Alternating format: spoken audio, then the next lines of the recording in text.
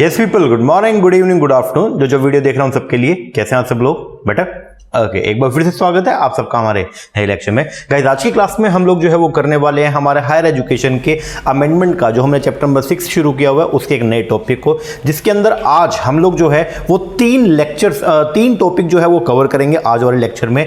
एक तो हम लोग जो है वो कवर करेंगे अटल रैंकिंग, जो बेसिकली हमारे इंडिया के अंदर जो है वो शुरुआत किया गया है, जिसका मेन पर्पस जो है वो ये है कि हायर एजुकेशन इंस्टीट्यूशन जो है वो आपके बेसिकली स्टार्टअप के लिए या एंटरप्रेन्योरशिप डेवलपमेंट के लिए जो है वो क्या कुछ कदम उठा रहे हैं, तो उसके बेस पर जो है उनका रैंकिंग किया गया, जितने भी इंडिया के अंदर हायर एजुकेशन इंस्टीट्यूशंस है उन सबका। तो एक तो अटल रैंकिंग अपने को कंप्लीट करनी है, एक अपने को टॉपिक जो है वो कंप्लीट करना है टॉपिक नंबर 48, जिसके अंदर हम लोग जो है वो पढ़ेंगे इंस्टीट्यूट ऑफ एमिनेंस के बारे में, कि कौन कौन से ऐसे इंस्टीट्यूट है एमिनेंस वाले, ठीक है। तो जिसके अंदर गवर्नमेंट ने जो है वो क्या किया है, एक नया सिस्टम को शुरुआत किया, जिसमें गवर्नमेंट जो है वो अपने इंडिया के हायर एजुकेशन इंस्टीट्यूशंस को वर्ल्ड रैंकिंग के अंदर लेके आना चाहती है। उसके लिए 20 इंस्टीट्यूशंस को जो है वो क्या किया गया है, सिलेक्ट किया गया, 10 प्राइवेट सेक्टर के, 10 पब्लिक सेक्टर के, ठीक है ना। और उनको बोलेंगे इंस्टीट्यूट ऑफ एमिनेंस, और उनको वर्ल्ड रैंकिंग में लेके आना है। और एक हम लोग जो है वो टॉपिक कवर करेंगे, जिसके अंदर हम लोग पढ़ेंगे यूनिवर्सिटी का डेटा, जिसमें हम ये देखेंगे कि 15 ऐसी यूनिवर्सिटीज़ या मतलब 15 यूनिवर्सिटीज़ जिनको इंक्लूड जो है वो किया गया, किसके अंदर, यूनिवर्सिटी ऑफ कमर्शियल एमिनेंस वाला। तो वो 3 टॉपिक जो है वो हम लोग जो है वो आज के लेक्चर के अंदर कंप्लीट करने वाले हैं। इससे पहले काफ़ी लेक्चर हम लोगों ने जो है वो हायर एजुकेशन के ऊपर लगाए हैं, उम्मीद करता हूँ वो सारे आपने कर लिए होंगे। तो आइए अब हम शुरुआत करेंगे। हमारा सबसे पहला टॉपिक जो आज के लेक्चर में हम लोग कवर करने वाले, डेट इज अटल रैंकिंग। अगर बात करूंगा अटल रैंकिंग का, तो आइए इसका फुल फॉर्म क्या है। पहली बात तो अटल रैंकिंग तो शॉर्ट के अंदर बोल दिया, इसका फुल फॉर्म जो है वो है ये ARIIA बोलो तो ए से Atal ranking of institution on innovation achievement. Atal ranking, ठीक है ना, किसकी है, किस चीज की, ऑफ इंस्टीट्यूशन। और यहां पे जो इंस्टीट्यूशन आएंगे ये सब कौन से, HEI बोलो तो हायर एजुकेशन इंस्टीट्यूशन, ऑन किस बेस पर है, ऑन इनोवेशन अचीवमेंट, कि उन्होंने क्या क्या चीजों को इनोवेट किया, इनोवेशन अचीवमेंट क्या क्या किया, उसके बेस पर हम लोग जो है वो जितने भी इंडिया के अंदर हायर एजुकेशन के इंस्टीट्यूशंस हैं उनकी क्या करेंगे, हर साल रैंकिंग करेंगे। अभी 2022 की तो रैंकिंग नहीं हुई है, 2021 की रैंकिंग हो गई है, तो उसका डेटा आपको जो है वो एग्जाम के लिए लर्न करके जाना पड़ेगा। चलो शुरुआत करते हैं। बोलता है Atal ranking of the institution on innovation achievement, ARIIA, एक इनिशिएटिव है किसका, ministry of higher human resource development, MHRD का, जिसका नाम अब जो है वो क्या हो गया, ministry of education. Last class में इसका पूरा का पूरा डेटा हमने कंप्लीट किया। मिनिस्ट्री ऑफ एजुकेशन 1947 के अंदर बना, उसके बाद में जो है फिर ministry of higher MHRD, Rajiv Gandhi government ने उसको MHRD कर दिया था उसका नाम, और फिर बाद में मोदी गवर्नमेंट ने जो है उसका नाम दोबारा से चेंज करके और जो है वो क्या कर दिया, मिनिस्ट्री ऑफ एजुकेशन कर दिया। तो उसका सारा डेटा हमने पढ़ लिया। उसके अंदर 2 आपके अलग अलग जो है वो बॉडीज होती हैं, एक सेकेंडरी एजुकेशन के ऊपर, स्कूल एजुकेशन पे वर्क करती है, एक आपकी जो है वो वर्क करती है किसके ऊपर, हायर एजुकेशन पे। तो वो डेटा हमने कर लिया, उसका आप एक बार पढ़ लीजिएगा, ठीक है। तो ये जो इनिशिएटिव है इसको कौन लेके आया, MHRD, जिसका आज का जो नाम हो गया वो क्या हो गया, MOE, मतलब ministry of education, government of India. To systematically rank करेंगे ये जो आपकी स्कीम है ARIIA, इसमें हम क्या करेंगे, सिस्टमेटिकली रैंकिंग करेंगे किसकी, all major higher educational institution, जितने भी इंडिया के मेजर हायर एजुकेशन के इंस्टीट्यूशंस हैं या जितने भी इंडिया की मेजर यूनिवर्सिटीज है, उनकी हम क्या करेंगे, रैंकिंग करेंगे। किन इंडिकेटर्स के ऊपर, ऑन इंडिकेटर रिलेटेड टू, वो सब इंडिकेटर जो जुड़े हुए हैं किसके साथ में, innovation and entrepreneurship development amongst the student and faculties. तो आप बेसिकली क्या करने वाले हैं, हर एक यूनिवर्सिटी या हर एक ऐसा कॉलेज या हर एक ऐसा इंस्टीट्यूशन जो हायर एजुकेशन इंस्टीट्यूशंस की कैटेगरी के अंदर आता है, तो उस हायर एजुकेशन इंस्टीट्यूशन ने जो है वो इनोवेशन एंड एंटरप्रेन्योरशिप डेवलपमेंट के लिए जो कुछ काम किया, उस काम के बेस पर उनकी जो है वो क्या की जाएगी, रैंकिंग की जाएगी। And that ranking is known as the Atal ranking, या उसी को बोलते हैं ARIIA। चलो जी, असेसमेंट जो है किया जाएगा of the innovation and startup ecosystem in the higher education institute will be based on 7 parameter. तो 7 पैरामीटर्स हैं, उनको एक वेटेज दिया जाएगा, और उन 7 पैरामीटर्स के बेस पर हम लोग जो है वो हायर एजुकेशन इंस्टीट्यूशंस की क्या करेंगे, करेंगे, रैंकिंग करेंगे। वो 7 पैरामीटर के हैं, आपको लर्न करके जाने हैं। पहला बजट, कितना बजट जो है आपने एलोकेट किया है, मतलब हर एक यूनिवर्सिटी या हर एक कॉलेज ने या हर एक ऐसे हायर एजुकेशन के इंस्टीट्यूट ने कितना बजट जो है वो इनोवेशंस के ऊपर या कितना बजट जो है वो स्टार्टअप के ऊपर क्या किया, एलोकेट किया। Expenses to support and revenue generated. दूसरा पैरामीटर क्या है, infrastructure and the facility to support the innovation. Innovation को सपोर्ट करने के लिए आपने क्या इंफ्रास्ट्रक्चर प्रोवाइड किया हुआ है, कितना पैसा आपने इनोवेशन को सपोर्ट करने वाले इंफ्रास्ट्रक्चर के ऊपर लगाया हुआ है। तीसरा awareness activity for promoting the idea generation. Idea को जनरेट करने के लिए आपने कितना जो है वो अवेयरनेस एक्टिविटीज जो है वो या फिर अलग अलग कैंपेन चलाए हुए हैं। Promotion and supporting the entrepreneurship development. पांचों है IP, intellectual properties generation, like copyright हो गया, पेटेंट हो गया, ट्रेडमार्क हो गया, transfer technology and the commercialisation. छठा है इनोवेटिव लर्निंग मेथड और कोर्सेज, और सातवां innovation in the governance of the institution. तो ये 7 आपके टोटल मिला के जो है वो क्या है, पैरामीटर हैं। इन 7 पैरामीटर्स के बेस पर जो है हम लोग जो है वो हायर एजुकेशन के जो हमारे इंस्टीट्यूट्स हैं उनकी क्या करेंगे, रैंकिंग करेंगे। ARII रैंकिंग विच सर्टेनली इंस्पायर करेगी इंडियन इंस्टीट्यूट को कि वो रीओरिएंट करेंगे अपने माइंडसेट को एंड बिल्ड करेंगे ऐसा इकोसिस्टम जो एनकरेज करेगा high quality research, innovation and entrepreneurship. More than quantity, यहां पे सिर्फ ये नहीं है कि हमको इनोवेशन ज्यादा से ज्यादा करनी है, बल्कि हमारे इनोवेशन क्वालिटी वाइज जबरदस्त होनी चाहिए। तो यहां पे क्या बोलते हैं, मोर देन क्वांटिटी। ARII का फोकस जो है वो किसके ऊपर है, क्वालिटी ऑफ इनोवेशन के ऊपर, और ये ट्राई करेगा to measure the real impact created by these innovation nationally and internationally. Moreover ARII will set tone and direction for institution for future development for making them globally competitive and forefront of innovation. तो बोलते हैं ARII जो है वो अपने direction को इस तरीके से जो है वो क्या करेगा, सेट करेगा कि हम जो है इतनी अच्छी इनोवेशन करें कि वर्ल्ड रैंकिंग के अंदर हमारे भी इंस्टीट्यूट का नाम जाए, ठीक है, and forefront in the innovation, और इनोवेशन के अंदर हम सबसे आगे खड़े हों, ठीक है जी। There are 2 category of ranking, 2 category of ranking है, एक है IIT मद्रास की रैंकिंग और एक है विलोर इंस्टीट्यूट ऑफ टेक्नोलॉजी की रैंकिंग, वो भी हम देखेंगे।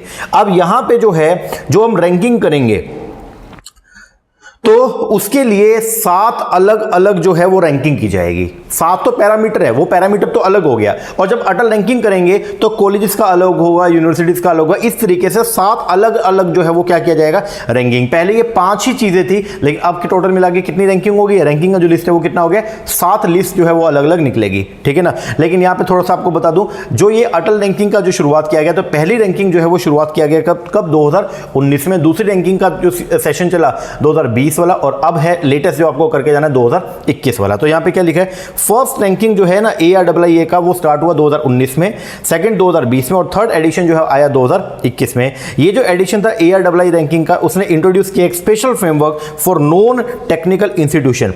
जो ये तीसरा, इससे पहले 2019 और 2020 की जो रैंकिंग हुई उसके अंदर सिर्फ 5 ही रैंकिंग आती थी, लेकिन 2021 के अंदर ध्यान से सुनना, 19 और 20 में जो रैंकिंग हुई, पैरामीटर तो वही 7 ही हैं, 7 पैरामीटर के बेस पर हम लोग इंस्टीट्यूशन की रैंकिंग कर देंगे, लेकिन जो टोटल रैंकिंग थी वो पहले सिर्फ 5 आती थी, लेकिन अब 2021 में जो है वो नॉन टेक्निकल इंस्टीट्यूट की भी जो है वो क्या किया गया, रैंकिंग किया गया, और अब टोटल रैंकिंग जो है वो हो गई है नंबर में कितने, 7। तो 7 अलग अलग जो है वो क्या बनेंगी, लिस्ट बनेगी। पहले कितनी थी, 5, और अब कितनी बनेंगी, 7। तो ये पेपर के अंदर पूछा जा सकता है कि नई जो 2 अलग अलग रैंकिंग जो है अटल रैंकिंग के अंदर इंट्रोड्यूस किया गया वो कौन कौन सी हैं, ठीक है ना, तो वो हम देखेंगे। तो पहले ये समझो आप, फर्स्ट एडिशन ARII का जो है वो आया 2019 में, सेकंड आया 2020 में, और तीसरा एडिशन आया 2021 में।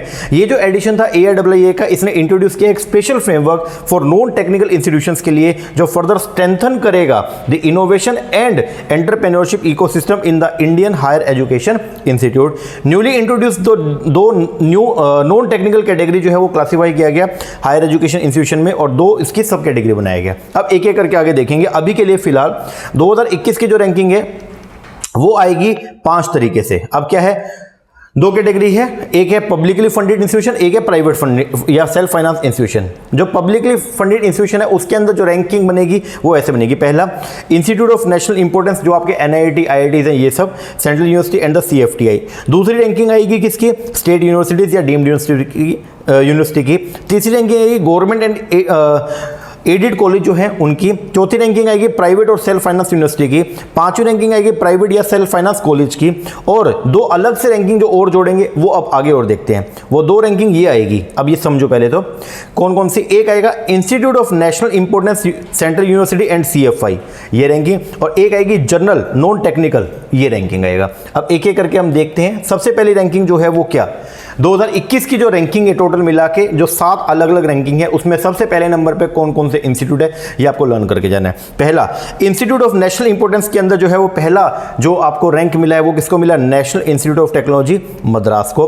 दूसरी जो आपकी लिस्ट बनी वो किसकी बनी थी, government and government aided universities की, तो उसके अंदर जो टॉप रैंक पे आई है वो कौन सी आई है, पंजाब यूनिवर्सिटी पंजाब। तीसरी जो लिस्ट बनी जो थी आपकी government and government aided colleges या इंस्टीट्यूट की, उसमें जो टॉप रैंक पे जो आपका कॉलेज आया या इंस्टीट्यूट है वो कौन सा है, कॉलेज ऑफ इंजीनियरिंग पुणे।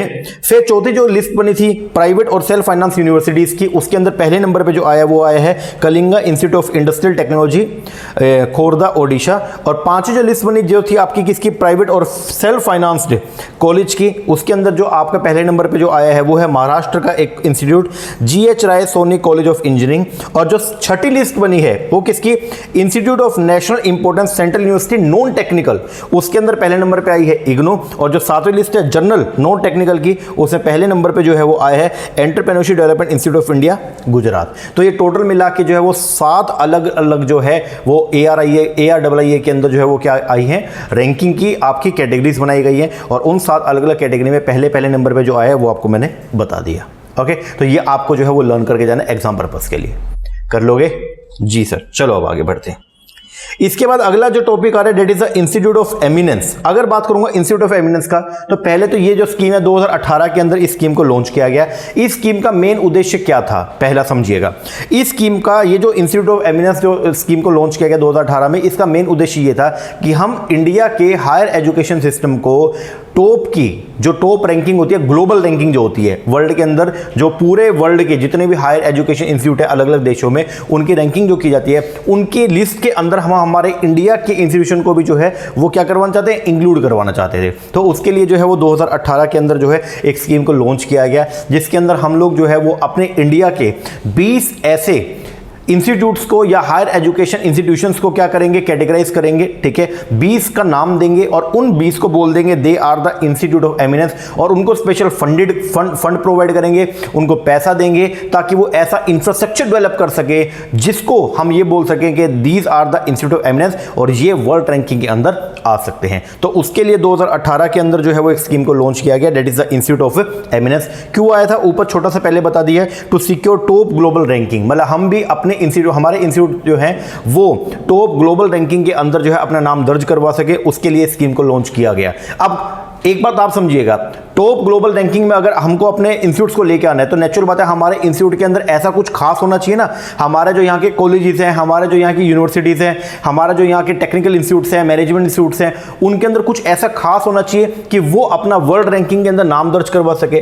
खास कैसे होगा, उनमें इनोवेशन अच्छी होनी चाहिए। खास कैसे होगा, उनके अंदर जो है वो इंफ्रास्ट्रक्चर बढ़िया होना चाहिए। खास कैसे होगा कि उनके अंदर रिसर्च बहुत ज़बरदस्त हो रही हो। खास कैसे होगा, वहाँ का एनवायरमेंट अच्छा होना चाहिए। तो ये सब चीज़ें जो है उनको बेटर प्रोवाइड करने के लिए गवर्नमेंट उनको पैसा भी प्रोवाइड करेगी। ठीक है ना, तो टोटल मिला के 10 पब्लिक सेक्टर के 10 प्राइवेट सेक्टर के इंस्टीट्यूट को जो है वो इस कैटेगरी के अंदर डाला गया और बोला गया कि you are the institute of eminence, और हम आपको स्पेशल ग्रांट प्रोवाइड करेंगे ताकि आप इतना अच्छा इंफ्रास्ट्रक्चर डेवलप करें कि आपका नाम वर्ल्ड क्लास, वर्ल्ड की जो टॉप 500 जो इंस्टीट्यूट्स हैं उनके अंदर आपका आ सके। अब आइए एक एक करके हम देखते हैं क्या है। The government is committed to improvement, government जो है वो कमिटेड है क्या करने के लिए, इंप्रूव करने के लिए quality of the higher education institution. इस रिगार्ड में गवर्नमेंट चाहती है कि हम एस्टेब्लिश करें 20 इंस्टीट्यूशन ऑफ एमिनेंस। हम टोटल मिला के 20 इंस्टीट्यूशन ऑफ एमिनेंस जो है वो क्या करेंगे, डेवलप करेंगे, ताकि क्या किया जा सके, अचीव किया जा सके world class status. World class status जो है ना उसको अचीव किया जा सके from amongst the existing government और private institution and the new institution from the private sector. ठीक है जी, तो मतलब जो एग्जिस्टिंग गवर्नमेंट के या प्राइवेट के इंस्टीट्यूट है ना, तो उनमें से ही 20 को ऐसा दर्जा प्रोवाइड करेंगे ताकि उनका नाम वर्ल्ड के अंदर आ सके। इंस्टीट्यूशन ऑफ एमिनेंस स्कीम को लॉन्च किया गया क्या करने के लिए, इन ऑर्डर टू इंप्लीमेंट करने के लिए the commitment of the government जो कमिटमेंट था किसको लेके, टू एम्पावर करेंगे हायर एजुकेशन इंस्टीट्यूशन को और हेल्प करेंगे to become the world class teaching and research institute as announce by the honourable finance minister in इस बजट स्पीच 2016। 10 पब्लिक और 10 प्राइवेट इंस्टीट्यूशन को जो है वो आइडेंटिफाई किया गया कि वो इमर्ज होंगे as world class teaching and research institution. This will enhance affordable access to high quality education for ordinary Indians. आगे जी, अब ऑब्जेक्टिव क्या था इस स्कीम को लेके आने के पीछे, सबसे पहला एक्सीलेंस एंड इनोवेशन लेके आएंगे किसमें, नॉलेज में। दूसरा स्पेशलाइजेशन होगा किसी एक ऐसी चीज में जिसके बेस पर वर्ल्ड क्लास के अंदर हम लोग जो है वो रैंक हो सके। तीसरा ग्लोबल रेटिंग होगा, top 100 institute in the world, हम ये चाहते हैं, ऑब्जेक्टिव ये था हमारा कि जो टॉप के 100 इंस्टीट्यूट है पूरे वर्ल्ड में उसके अंदर अपना नाम दर्ज कराएं। और चौथा quality teaching and research provide करना।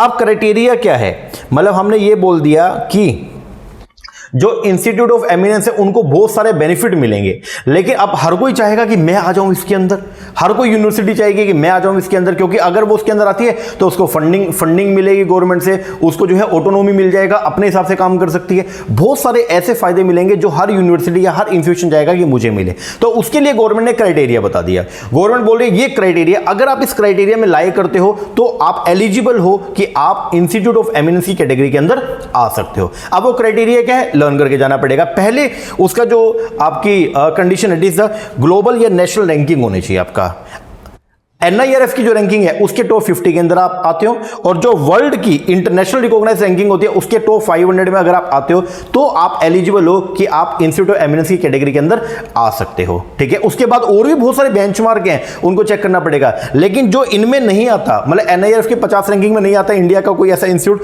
तो वो तो वैसे बाहर हो गया। ठीक है, ये टॉप 500 जो इंटरनेशनल जो रैंकिंग होती है, पूरे वर्ल्ड की जो रैंकिंग होती है, उसके अगर टॉप 500 में अगर आप लाई नहीं करते हो तो आप वैसे भी जो है वो क्या हो गए, इस रेस से बाहर हो गए। तो अगर आपको इंस्टीट्यूट ऑफ एमिनेंस की रेस में आना है तो सबसे पहली कंडीशन जो है वो ये है कि NIRF की जो रैंकिंग होती है उसके अंदर टॉप 50 में आपको आना चाहिए, या फिर जो इंटरनेशनल रैंकिंग होती है उसके अंदर टॉप 500 के अंदर आपके इंस्टीट्यूट जो है उसके अंदर होना चाहिए। दूसरा, कौन कौन सा पब्लिक इंस्टीट्यूट इस कैटेगरी के अंदर आ सकता है, तो सेंट्रल यूनिवर्सिटी भी आ सकती है, डीम्ड यूनिवर्सिटी भी आ सकती है, institute of the national importance भी आ सकते हैं लाइक IIT, NIT या स्टेट यूनिवर्सिटी, ये भी आ सकती है। प्राइवेट इंस्टीट्यूशन कौन कौन आ सकते हैं, हर कोई आ सकता है, लेकिन वो NIRF की रैंकिंग के अंदर होना चाहिए, वो based on the NIRF ranking. आगे अगर मान लो टोटल हमने कितने ढूंढने हैं, 20, 10 हमने ढूंढने किसके, प्राइवेट, 10 हमने ढूंढने कौन सा, पब्लिक। अगर मान लो ये 20 नहीं हुए, अगर ऐसा हुआ कि 20 नहीं हुए, सिर्फ 18 हुए, तो फिर बाकी दो को कैसे करेंगे, तो उनके लिए जो है वो क्या बोला गया, उनके लिए आया एक नई scheme, that is a green field proposal. मान लीजिए हमने टोटल मिला के ये सोचा था कि हम जो है वो 20 इंस्टीट्यूशन को हमने इंस्टीट्यूट ऑफ एमिनेंस की कैटेगरी में लेके आना है ना, जी सर, तो 10 होंगे प्राइवेट, 10 होंगे पब्लिक, जी सर पब्लिक तो 10 आ गए, लेकिन प्राइवेट अभी जो है वो 10 नहीं आए, प्राइवेट अभी 8 ही रहे, तो बाकी दो प्राइवेट को कैसे लेके आएंगे, ना तो वो रैंकिंग में आते हैं, ना ही वो इंटरनेशनल रैंकिंग में आते हैं, ना ही वो NIRF रैंकिंग में आते हैं, तो सर फिर कैसे करेंगे उनको, तो उनके लिए एक नई स्कीम जो है वो आई है, इसको बोलते हैं ग्रीनफील्ड प्रपोजल। अब ये क्या बोलते हैं, ये स्कीम लेकिन आपको तभी मिलेगी अगर ऊपर वाली किसी भी कैटेगरी में अप्लाई नहीं कर रहे हो, तो फिर आप इस स्कीम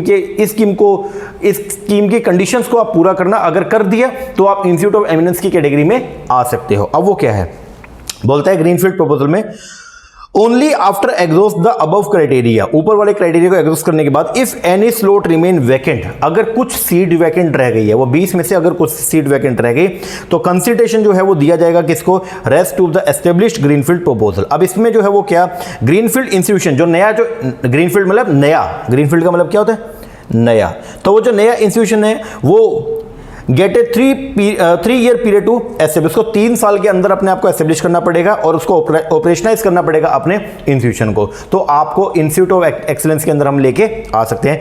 और दूसरा, अब इसके अंदर जो है अभी तक कौन सा है, तो पहले नंबर पे ये जो ग्रीनफील्ड प्रपोजल के अंदर आया था ना, वो था आपका रिलायंस जियो इंस्टीट्यूट, और उसके बाद जो सेकंड जो कैटेगरी में आया वो है कौन सा, एयरटेल का। Satya Bharti foundation Airtel become the second greenfield institution to be given IOE status, जिसको IOE स्टेटस मिला है किसके बाद में, after the Reliance Jio institute. तो रिलायंस जियो इंस्टीट्यूट इसको पहला मिला है, और दूसरे नंबर पे जो मिला है वो स्टेटस किसको मिला है, एयरटेल को मिला है, जो सत्य भारती एयरटेल है इसको मिला है। तो कंडीशन क्या है, अगर आपको इंस्टीट्यूट ऑफ एमिनेंस में आना है तो पहली कंडीशन ग्लोबल या नेशनल रैंकिंग में आप दर्ज होने चाहिए, NIRF के टॉप 50 में आपका नाम होना चाहिए या वर्ल्ड रैंकिंग के अंदर टॉप 500 में आपका नाम होना चाहिए, तो ही आप इंस्टीट्यूट ऑफ एमिनेंस की कैटेगरी में आ सकते हो, नहीं तो नहीं। दूसरा, पब्लिक सेक्टर का कौन कौन सा बंदा आ सकता है? पब्लिक सेक्टर से जो है सेंट्रल यूनिवर्सिटी भी दौड़ में आ सकती है, डीम्ड यूनिवर्सिटी भी आ सकती है, इंस्टीट्यूट ऑफ नेशनल इंपोर्टेंस भी आ सकते हैं और स्टेट यूनिवर्सिटी भी आ सकती है। ओके, प्राइवेट इंस्टीट्यूशन कौन कौन आ सकता है? जो NIRF की लिस्ट में है वो आ सकता है। और अगर मान लो ऊपर वाले में से जो है वो टोटल सीटें आपकी 20 नहीं भरी, ऊपर की कैटेगरी भी आपने सारी चेक कर लिया और सीट नहीं भरी, तो फिर ग्रीनफील्ड प्रपोजल आएगा, जिसके अंदर हम जो है वो एक नए बंदे को ये बोल सकते हैं कि आप इस कैटेगरी में आ सकते हो, प्रोवाइडेड 3 साल के अंदर आपको अपने कॉलेज को सेटअप करना पड़ेगा, अपने इंस्टीट्यूट को सेटअप करना पड़ेगा, उसको ऑपरेशनलाइज करना पड़ेगा। ये कंडीशन जो है वो है आपकी कि अगर आप ऐसा कर लेते हो 3 साल के अंदर अंदर सब कुछ बिल्डिंग बनाने से लेकर के और उसको ऑपरेशनलाइज कर लेते हो, तो हम आपको इंस्टीट्यूट ऑफ एमिनेंस की कैटेगरी के अंदर जो है वो इंक्लूड कर सकते हैं। ठीक है जी। अब लेटेस्ट इसके अंदर जो डेटा है वो क्या है, जो आपको लर्न करके जाना है कि रिलायंस के बाद में जो सेकंड नंबर पे जो प्राइवेट इंस्टीट्यूट है जिसको इंस्टीट्यूट ऑफ एमिनेंस का स्टेटस मिला है, डेट इज सत्य भारती फाउंडेशन, एयरटेल वाला। चलो आगे।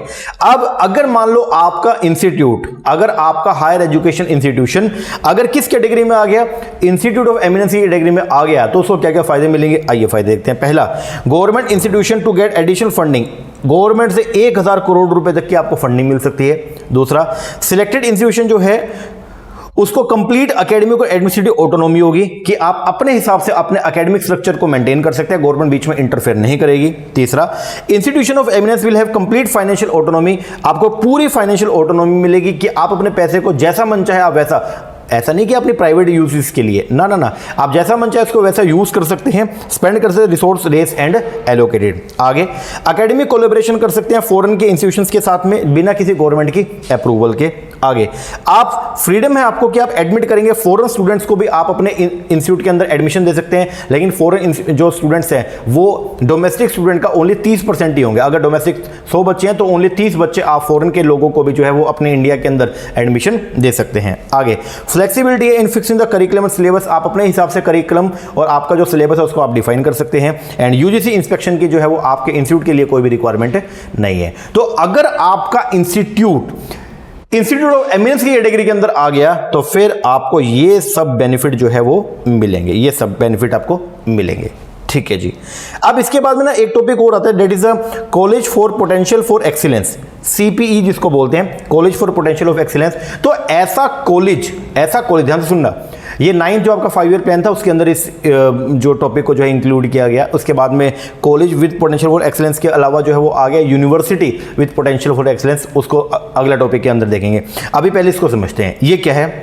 College with potential for excellence एक स्कीम आई जिसके अंदर जो है वो गवर्नमेंट ने क्या किया, ऐसे कॉलेजेस को जो है वो क्या किया, फंड दिए, ऐसे कॉलेजेस को जो है कुछ बेनिफिट दिए जो कॉलेज पूरी तरह से जो है वो क्या कर रहे हैं, अपनी टीचिंग में, अपनी लर्निंग के अंदर हाई स्टैंडर्ड ऑफ टीचिंग जो है वो क्या कर रहे हैं, मेंटेन कर रहे हैं। तो ऐसे कॉलेजेस जो थे उनको जो है वो एक दर्जा दे दिया जिनको बोलते हैं CPE, और उनको एक स्पेशल रिलीफ जो है वो प्रोवाइड गवर्नमेंट की तरफ से किया जाएगा। आइए पढ़ते हैं।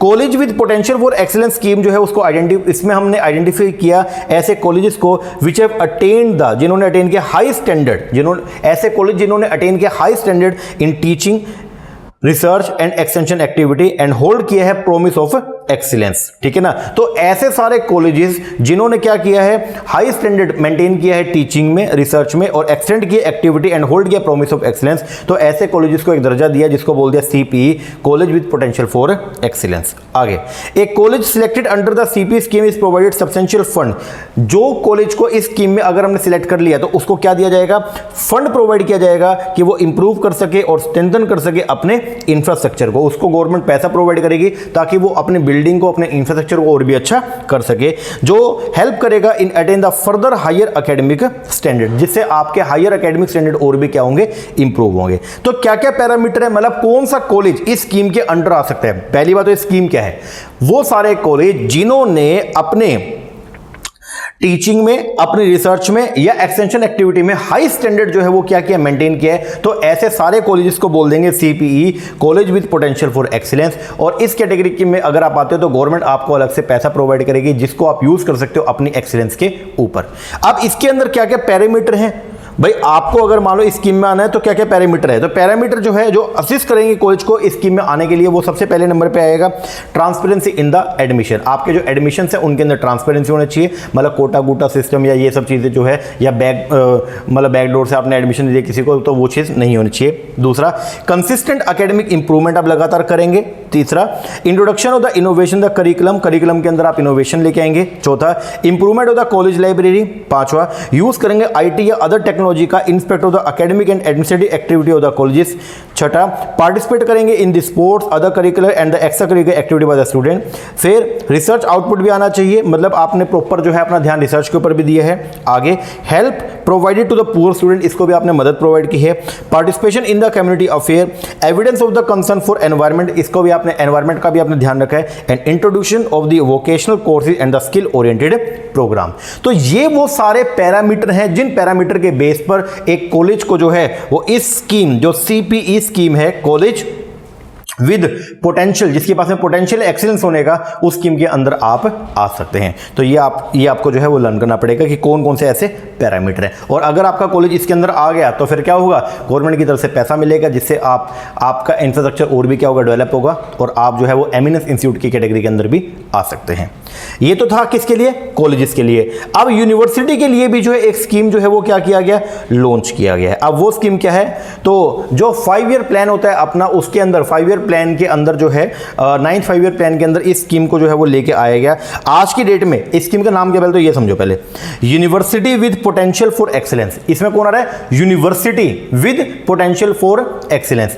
आज की डेट में टोटल मिला के अपने जितने भी यूनिवर्सिटी हैं उनमें से 15 टोटल यूनिवर्सिटी हैं जिनको इस कैटेगरी के अंदर जो है वो इंट्रोड्यूस किया गया। अब ये क्या है, ये भी वही है, अगर कोई भी यूनिवर्सिटी, अगर इंडिया की कोई भी यूनिवर्सिटी वो किस इस कैटेगरी में आ गया, किसमें, university with potential for excellence में, तो आपको गवर्नमेंट की तरफ से 75 करोड़ रुपया को जो है वो क्या मिलेगा, फंडिंग का मिलेगा, जिसको आप अपने इंफ्रास्ट्रक्चर के ऊपर डेवलप कर सकते हो। वही अगर आपका जो यूनिवर्सिटी, अगर आपकी यूनिवर्सिटी जो university with potential for excellence की कैटेगरी में आई है, अगर वो यूनिवर्सिटी इंस्टीट्यूट ऑफ एमिनेंस भी है, तो आपको जो फंडिंग गवर्नमेंट की तरफ से मिलेगा इस स्कीम में, वो 75 करोड़ की जगह हो जाएगा कितना, 150 करोड़। तो पहले तो ये समझना, ये है क्या, university with potential for excellence, UPE, university for with, एक ऐसी यूनिवर्सिटी विद पोटेंशियल जिसके पास में क्या है, पोटेंशियल है, क्या होने का, एक्सीलेंस होने का, तो इसको बोलते हैं university with potential for excellence. ठीक है, आज की डेट में 15 ऐसे टोटल यूनिवर्सिटीज है जो इस कैटेगरी में आती हैं। ठीक है जी,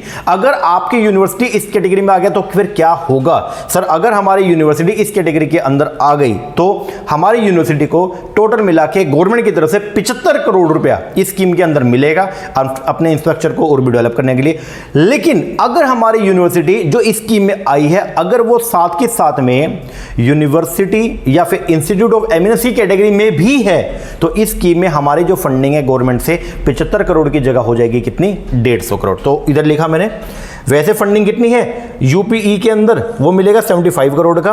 if university is conferred the status of university of excellence, लेकिन अगर आपकी यूनिवर्सिटी ने ये स्टेटस अचीव कर लिया, कौन सा, यूनिवर्सिटी ऑफ एक्सीलेंस का, देन तो आपकी जो सीलिंग है, मतलब जो लिमिट है ऑफ द फाइनेंशियल असिस्टेंस का, वो कितना हो जाएगा, 150 करोड़। कितना हो जाएगा, 150 करोड़। अब आइए इसको देखते हैं।